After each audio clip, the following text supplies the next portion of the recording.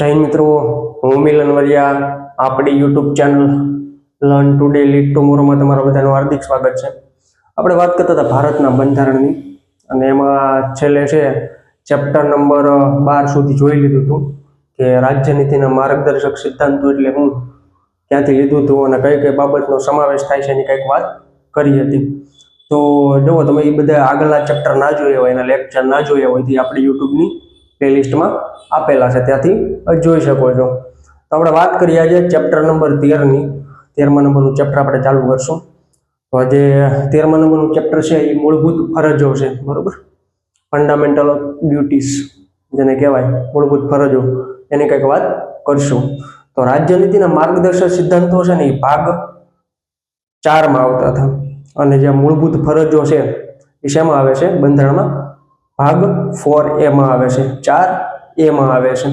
તો જોઈએ આપણે એમાં કે મૂળભૂત ફરજો ચેપ્ટર નંબર 13, એમાંનો પહેલો લેક્ચર શું કહે છે? તો કે એ છે અનુચ્છેદ 51 આપેલી છે. મૂળભૂત ફરજો જે છે એ અનુચ્છેદ 51 આપેલી છે. મૂળભૂત ફરજો આપણે ક્યાંથી લીધી, બરોબર, કોણે એડ કરાવી, પછીના સુધારામાં કેટલી એડ થઈ, એની કંઈક વાત કરશું. તો જોઈએ આપણે, ભારતના મૂળ બંધારણમાં મૂળભૂત ફરજોનો કોઈ ઉલ્લેખ નથી. ભારતનું જે મૂળ બંધારણ છે એમાં મૂળભૂત ફરજોનો ઉલ્લેખ નથી, એ પાછળથી એડ કરવામાં આવેલી હતી. પછી 1976માં ઇન્દિરા ગાંધી સરકારે સરદાર સ્વર્ણસિંહની અધ્યક્ષતામાં એક સમિતિની નિમણૂક કરી. કોણે? ઇન્દિરા ગાંધી સરકારે. કઈ સમિતિ? સરદાર સ્વર્ણસિંહ સમિતિ, એ અધ્યક્ષ હતા એના, અને એક સમિતિની નિમણૂક કરી. સ્વર્ણસિંહે બંધારણમાં કુલ 8 ફરજો ઉમેરવાની જ ભલામણ કરી. મોસ્ટ ટાઈમ યાદ રાખવા જેવી વસ્તુ છે, બરોબર. 8 ફરજો છે એ એડ કરવા માટેની રજૂઆત કરી. કઈ સમિતિએ? સ્વર્ણસિંહ સમિતિએ. તત્કાલીન ઇન્દિરા સરકારે 1976માં 42મો સુધારો કર્યો. 42મો સુધારો કર્યો. બંધારણમાં ભાગ 4A અનુચ્છેદ 51 10 જેટલી ફરજો ઉમેરી. મોસ્ટ ટાઈમ આ 10 ફરજો છે કઈ સરકારના જ્યારે સત્તામાં હતી ત્યારે એડ કરવામાં આવી? કઈ સરકાર? ઇન્દિરા સરકાર. કયો સુધારો કર્યો હતો?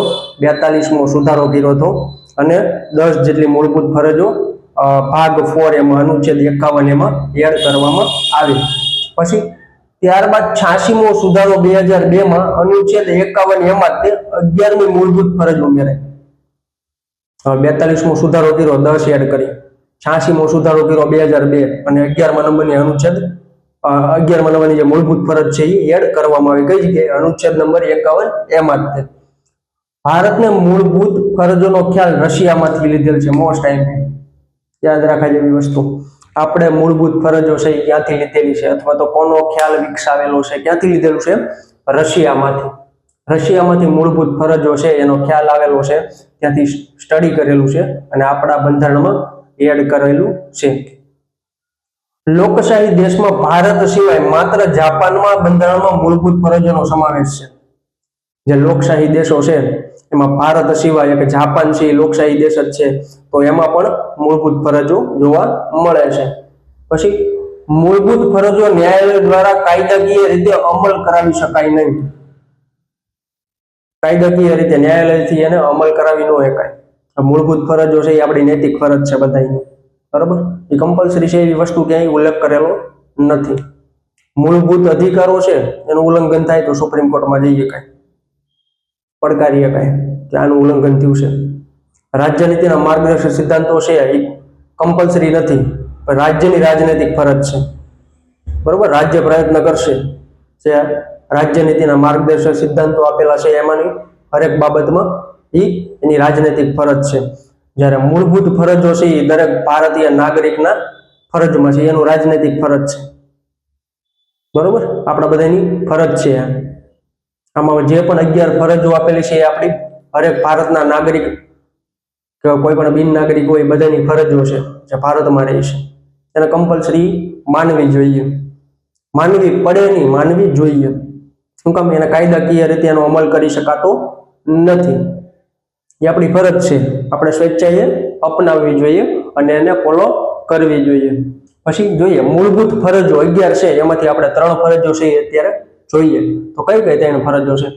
બંધારણનું પાલન કરવું અને તેના આદર્શો અને સંસ્થાઓ, રાષ્ટ્રધ્વજ અને રાષ્ટ્રગીતનું સન્માન કરવું. ભારતનું બંધારણ બનાવ્યું બરોબર, તો એ ખાલી ચોપડા માટે રાખવા માટે નથી બનાવ્યું. બંધારણનું પાલન થવું જોઈએ. બીજું, રાષ્ટ્રગીત, રાષ્ટ્રગાન, રાષ્ટ્રધ્વજ એનું સન્માન કરવું જોઈએ, એનો આદર્શ કરવો જોઈએ. બરોબર. અત્યારે ઘણી વાર પિક્ચર જોવા જઈએ તો પેલા એવું કમ્પલસરી આવી ગયું હતું કે રાષ્ટ્રગીત છે, રાષ્ટ્રગાન છે, રાષ્ટ્રગાન કમ્પલસરી ચાલુ કરવાનું અને બધાએ એનું સન્માન કરવાનું, બધાને કમ્પલસરી સાવધાન પોઝિશનમાં જ રહેવાનું. પછી સમય જતા એને પાછું નાબૂદ પણ કરવામાં આવ્યું હતું. અને હાલની તકે એ ફરજ જોતા જોઈએ કે એ ફરજમાં આવે છે એટલે કમ્પલસરી બધા વગાડે જ છે, એ ચાલુ કરે જ છે. બરોબર. એટલે એનું સન્માન કરવાનું. રાષ્ટ્રધ્વજનું અપમાન કર્યું હોય તો એના માટે કલમો છે. રાષ્ટ્રગીત ગાન એનું સન્માન ન કર્યું હોય, બરોબર, એમાં કઈ ઉલ્લંઘન કર્યું હોય તો એની પણ કલમો છે. એમાં પણ કાયદામાં પણ એનો ઉલ્લેખ છે કે કયા કયા દંડ થઈ શકે. બરોબર. પછી રાષ્ટ્રીય સ્વતંત્રતા માટેના આપણા રાષ્ટ્રીય આંદોલનની પ્રેરિત ઉમદા આદર્શોની કદર અને પાલન કરવું. હવે ભારત જ્યારે ગુલામ હતો, સ્વતંત્રતા મળી, ઘણા બધા આંદોલનો થયા. એ આંદોલનો છે એ હાલની તકે આપણો ઇતિહાસ જ કહેવાય. બરોબર. એ આંદોલન છે આપણો ઇતિહાસ જ કહેવાય. તો એ હરેક આંદોલનો અને જે ઉમદા કાર્ય માટે જે પણ કાંઈ પણ ગમે એ સંઘ બન્યા હોય, આંદોલનો થયા હોય, ગમે એ પાર્ટી બની હોય, તો એની આદર્શોની કદર અને એનું પાલન કરવું જોઈએ. ત્રીજી, ભારતના સાર્વભૌમત્વ, એકતા અને અખંડિતતાનું સમર્થન કરવાની અને તેનું રક્ષણ કરવાની ફરજ છે. બરોબર. આ ત્રીજા નંબરની જે આપણી ફરજ થઈ ગઈ. આગળની ફરજો છે એ બીજા લેક્ચરમાં આવી જશે. આજે આપણે લેક્ચર અહીંયા પૂરો કરીએ. તો બધા ચેક સુધી બના રહેજો. અને જો મિત્રો તમે આ ચેનલ ઉપર નવા હોવ તો આ ચેનલને સબસ્ક્રાઇબ કરો, બેલ આઇકન દબાવો, લાઇક કરો અને મિત્રો સાથે શેર કરો, જેથી અહીંયા કંઈ પણ અપડેટ આવે તો એની માહિતી તમારા સુધી પહોંચી જાય. તો બધાને ઓલ ધ બેસ્ટ. જય હિન્દ, જય ભારત.